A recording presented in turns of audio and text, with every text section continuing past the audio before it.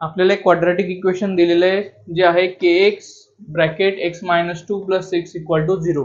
आपल्याला सांगितलं याची जे रूट्स आहे ते रियल आणि इक्वल आहे, मीन्स याची व्हॅल्यू 0 येणार आहे. तर आपल्याला या इक्वेशन मधली k ची व्हॅल्यू फाइंड करायची. सर्वात पहिले आपण याला आधी स्टँडर्ड फॉर्म मध्ये कन्वर्ट करू. kx ब्रॅकेट मध्ये मल्टिप्लाय करेल kx * x kx² minus kx multiply करेल 2 ला 2kx + 6 as it is. Standard form मध्ये आला आपला x² + bx + c.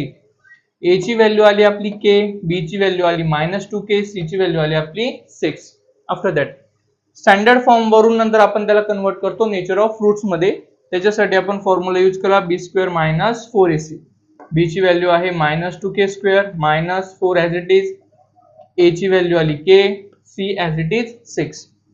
-2 चा square 4 as it is, k चा square k² minus 4 × 6 24k as it is. 24k इकडे मायनस तिकडे जाताना प्लस. सेम व्हेरिएबल एका साइडला केले, k इकडे मल्टिप्लाय इकडे येताना डिवाइड झाला, 4 इकडे याला मल्टिप्लाय तिकडे जाताना डिवाइड झाला.